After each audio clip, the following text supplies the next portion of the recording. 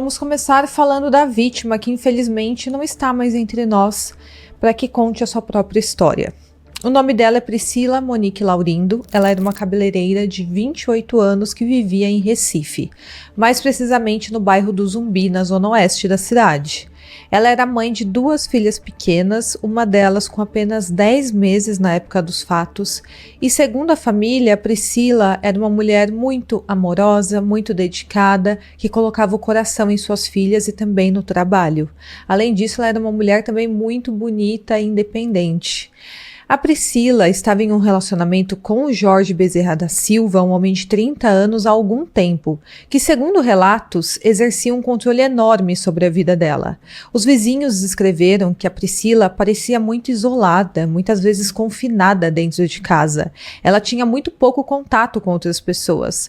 Uma vizinha até estranhava essa situação e disse que a Priscila vivia trancada em casa, sempre com a porta fechada, mesmo quando o Jorge saía. Então parecia que ela vivia quase que em cárcere privado na própria casa.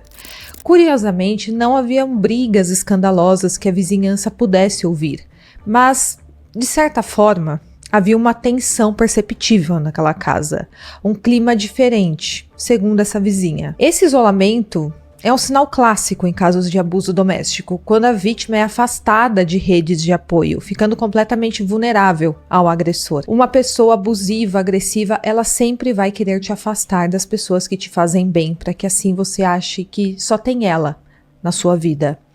Esse isolamento muitas vezes é silencioso e também muito estratégico. O agressor mina aos poucos os vínculos da vítima com amigos, com familiares, com vizinhos, qualquer um que possa dar suporte a essa pessoa.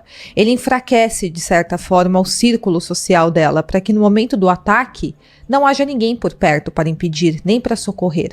E também para que a pessoa não consiga enxergar com a ajuda de outras pessoas o que ela está vivendo. E é assim que o ciclo de violência vai se fechando. A vítima se cala por medo, por vergonha, por acreditar que está sozinha, por acreditar que a vida é assim mesmo, e o agressor se sente cada vez mais no controle da situação. Na verdade, nem sempre o abuso grita. Às vezes, ele apenas cala. E esse silêncio, nesses casos, pode ser também, de certa forma, um pedido de socorro. E a vizinha da Priscila narra exatamente isso. Ela era a única vizinha que não conversava com ninguém e vivia dentro de casa com as portas fechadas. E isso era muito estranho. Bom, agora vamos falar quem é o Jorge Bezerra da Silva. Ele é ex-companheiro e pai das 2 filhas da Priscila. Na época do crime, ele tinha 28 anos. E a verdade é que o Jorge já tinha um histórico de violência contra a Priscila na época dos fatos. Segundo os vizinhos, ele já havia sido preso por esfaqueá-la anteriormente. Ou seja, ele já havia tentado tirar a vida dela. E a partir disso, claro, ela se afastou dele. Nesse primeiro ataque covarde, a Priscila estava segurando a filha de 10 meses no colo. Ela ficou com várias marcas e hematomas por causa desse ataque covarde. A bebê também chegou a ficar com hematomas, mas elas sobreviveram. E infelizmente, esse histórico de violência não foi suficiente para protegê-la dele no final das contas. O comportamento do Jorge, conforme descrito por quem conhecia o casal, era de um homem muito controlador e possessivo, isso antes do primeiro ataque. A Priscila teve um relacionamento com esse homem de mais ou menos 2 anos, mas claro que ela pôs um fim depois desse episódio de violência, né, que ele esfaqueou ela, então ela decidiu se afastar dele porque não tinha mais como conviver com uma pessoa dessa. E desde então ela estava morando na casa da sua mãe com as suas filhas. Bom, e todo esse contexto nos leva ao dia dos fatos, dia 23 de janeiro de 2022, um domingo. Naquele dia, o Jorge mandou várias mensagens para Priscila pedindo ou então ordenando para que ela fosse se encontrar com ele na casa dele. Ele avisou por mensagens de texto que ela tinha 1 hora para chegar na casa. Caso contrário, ele iria até a casa da mãe dela matar parente por parente. Então ele deixou muito claro essa ameaça na mensagem e a Priscila ficou muito assustada. Naquele momento, com muito medo, ela acabou indo se encontrar com esse homem, talvez pensando que assim ela poderia proteger a sua própria família. E chegando lá, ele tirou a vida dela a facadas. E tudo isso aconteceu na frente da criança de 10 meses de vida. Depois disso, ele deixou a criança na casa do pai dele e fugiu. E quem encontrou a Priscila sem vida dentro daquela casa em cima da cama foi o pai do Jorge. Ela teve a vida tirada com golpes de faca e ela tinha também sinais de asfixia. E a cena era horrível. E conforme eu falei, quem encontrou a Priscila foi o pai do Jorge, porque naquele dia o Jorge cometeu o seu crime e deixou a filha de 10 meses com seu pai. Ele falou que logo voltaria, mas ele não voltou mais. O pai dele então começou a ficar preocupado com a demora do filho e foi até a casa dele para verificar se estava tudo bem.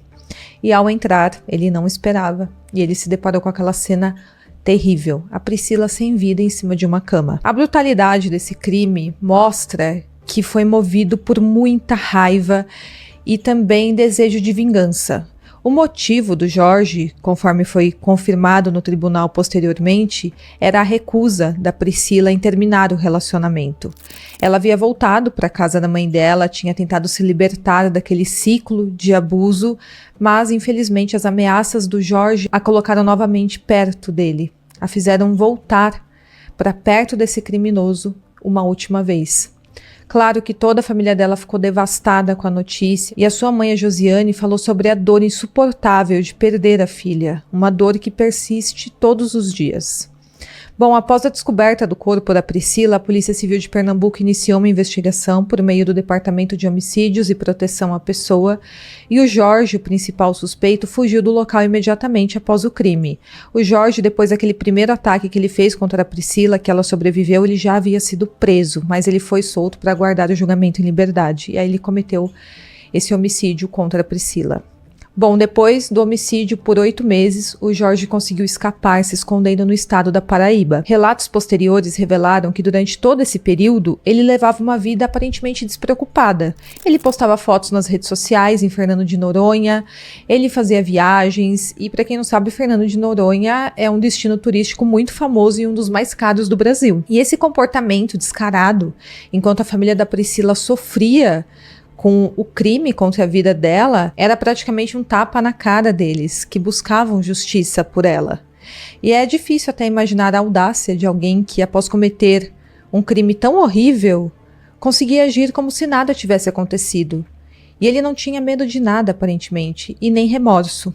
Bom, a investigação continuou com depoimentos de testemunhas, incluindo vizinhos e a família da Priscila, que forneceram detalhes muito importantes sobre o histórico de violência do Jorge e também tudo o que aconteceu naquele dia do crime, e ele continuou sendo procurado. Até que, em setembro de 2022, a polícia finalmente prendeu o Jorge em um condomínio residencial no bairro de Água Fria, em João Pessoa. Ele estava em um flat de luxo, em um condomínio fechado. E claro que a prisão dele foi um enorme alívio para a família da Priscila, porque ele vinha ameaçando a família dela. A polícia confirmou a prisão, mas não esclareceu imediatamente se o Jorge seria acusado de feminicídio, que é um tipo específico de homicídio, onde a vítima é morta por questões de gênero, ou se ele seria acusado de homicídio comum. E essa falta de clareza, na época, frustrou muito a família da Priscila, porque eles acreditavam que o contexto do crime apontava claramente para feminicídio, que tem um grande agravante aqui na pena. E vocês acreditem ou não, mesmo após a sua prisão, a família da Priscila continuou recebendo mensagens ameaçadoras dele. Bom, vamos avançar um pouco agora para atualmente, 25 de julho de 2025, quando Jorge finalmente enfrentou o julgamento no Fórum Tomás de Aquino, no bairro de Santo Antônio, em Recife. O julgamento foi bastante noticiado pela mídia exatamente por causa do comportamento do Jorge no tribunal. Ele foi acusado de feminicídio com agravantes de método cruel, que seria asfixia e também esfaqueamento, e a impossibilidade de defesa da vítima. E a promotoria também destacou o motivo, que seria a recusa do Jorge em aceitar o fim do relacionamento, que é uma característica clássica dos feminicídios que vemos aí pelo país. O Jorge foi representado por um defensor público chamado Túlio Lobo, que reconheceu a confissão do seu cliente, mas ele tentou argumentar contra certos agravantes para tentar reduzir a pena do Jorge. E o que aconteceu no tribunal foi algo completamente fora do comum.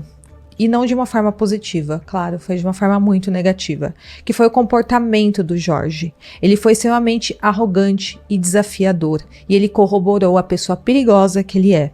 Ele ameaçou abertamente o promotor de justiça, dizendo para o promotor ir até o presídio falar com ele. Mais perturbador ainda foi quando ele se virou para a irmã da Priscila, que estava no tribunal, chamada Vitória, e declarou que tiraria a vida dela, mesmo se ele recebesse uma sentença de 100 anos de prisão. Ele falou que iria mandar tirar a vida dela. Inclusive, ele fala que já tinha tentado uma vez, mas tinham errado a casa. Essas ameaças foram feitas em frente ao juiz e também em frente aos jurados, aos policiais, todos que estavam ali no tribunal. O juiz ficou consternado nessa situação e ele ordenou que o Jorge fosse retirado do local. E aí esse criminoso foi levado para uma área de detenção do fórum e ele ficou gritando e sem demonstrar qualquer remorso e muita audácia. O juiz Apolinário, com quase 30 anos de experiência como magistrado, disse que nunca havia visto tamanha arrogância em um réu. O juiz ficou chocado com aquela situação. Parece que ele não acredita no que ele está vendo. E eu vou deixar o vídeo aí para vocês verem. Mas a vitória, e lá de dentro mesmo. Eu mandei uma vez, errar a casa. Vou mandar de novo. Foi gravado. Não tô nem aí. Isso vai me dar, pode me dar 200 anos de cadeia. Não tô nem aí. Vou mandar matar, eu vou afirmando. Lá coisa nenhuma, camarada. O senhor vai matar aqui. Você vai mandar a vitória, você vai mandar matar ninguém aqui. Como é que o mundo produziu uma criatura como você? Criatura retírio. Lá coisa nenhuma, camarada. O senhor vai matar aqui. Você vai mandar a vitória, você vai mandar matar ninguém aqui. O júri foi composto por 5 mulheres e 2 homens e ouviu os depoimentos das testemunhas e também as alegações da promotoria e da defesa. A promotoria, claro, apresentou um caso muito sólido, enfatizando o histórico de violência do Jorge e também enfatizando o quanto ele é uma pessoa perigosa. Ele falou ali também sobre as ameaças contra a família da Priscila e também sobre a brutalidade do crime. E mesmo preso, ele continuava sendo uma ameaça à família da vítima. E a defesa, por sua vez, tentou se concentrar em questionar os agravantes, como, por exemplo, o elemento surpresa. Eles argumentaram que a Priscila sabia das ameaças e, portanto, não foi pega desprevenida. Esse argumento, claro, foi recebido com muita indignação pela família da Priscila e pela promotoria, e eles destacaram que a Priscila foi ao encontro do Jorge sob coação, temendo pela segurança da sua própria família. Na verdade, ela foi muito corajosa, mas infelizmente acabou se colocando nesse risco que já era um risco iminente, na verdade, diante de uma pessoa tão perigosa. Bom, no final, os jurados consideraram o Jorge culpado por feminicídio com agravantes de motivo torpe e impossibilidade de defesa da vítima. E o juiz sentenciou o Jorge a 29 anos e 8 meses de prisão em regime fechado, além do pagamento de 10 salários mínimos. E ao ler a sentença, o juiz declarou o seguinte, abre aspas, o relato do crime é de nauseante horror. Entende este magistrado que quem ama não mata, quem ama cuida, protege e é provedor do lar. Que o varonilismo, sinônimo de machismo, é sentimento sórdido, que os irracionais não têm. Entende ainda que o feminicídio é cultura que dilacera direitos, reduz a mulher a um nada humano, coisificando-a como o troféu abominável do machismo, fecha aspas. Mas mesmo após o juiz ler a sentença, Jorge continuou afrontando as autoridades no tribunal. Ao ouvir a sentença, ele minimizou a pena. Ele falou só isso? E ele continuou ameaçando a família da Priscila. E claro que a sua atitude reforçou toda a percepção de impunidade que esse homem tem. E ele afirmou que mesmo preso, ele iria sim mandar tirar a vida da irmã da Priscila. E por causa disso, após encerrar o julgamento, o Ministério Público de Pernambuco pediu uma pena maior para ele. O Ministério Público entrou com encargos de declaração em que alega que a agravante de motivo torpe também deveria ter sido considerada na sentença. Segundo a promotoria, o Jorge Bezerra teria tirado a vida da Priscila por vingança, uma motivação fútil, porque ele também a responsabilizou por causa da vez em que ele foi preso, após atacá-la aquela primeira vez. Eles estão pedindo com isso que seja considerada a pena máxima de 30 anos de cadeia. E claro que eu desejo que esse pedido seja aceito pela justiça, porque eu tenho certeza que quando esse homem sair da prisão, toda a família da Priscila estará em perigo. Mesmo ele preso, a família está em perigo, então espero que a justiça seja feita adequadamente. Nas mensagens de ameaças que ele enviou para a irmã da Priscila, ele dizia que eles tinham que desistir do processo ou então não comparecer ao tribunal para ser uma testemunha contra ele, ou então ficar a favor dele, porque assim, quando ele fosse solto, ele iria embora para outro estado e até para outro país, mas caso elas comparecessem ao tribunal, ele iria tirar a vida dela. Então foi essa ameaça que ele fez. E quando ele viu que a família da Priscila estava no tribunal, aí ele fez a ameaça pessoalmente também. Bom, o caso da Priscila terminou com a condenação do Jorge. Porém, esse desfecho deixou um gosto muito amargo. Essa pena de 29 anos e 8 meses é bastante significativa, mas não é o suficiente para a família, especialmente diante da ousadia do Jorge em continuar os ameaçando no tribunal. A Josiane, a mãe da Priscila, expressou alívio com a condenação, mas também uma tristeza muito grande, sabendo que nada trará a sua filha de volta e que sua outra filha está em perigo. Ela falou sobre o medo pela segurança da sua família, que está sendo diretamente ameaçada pelo Jorge. Já as filhas da Priscila, especialmente a mais nova, que tinha apenas 10 meses na época do crime, irão crescer sem a mãe. A mais velha já entende a perda e ela está recebendo acompanhamento psicológico, tentando lidar com o trauma de perder a mãe tão jovem.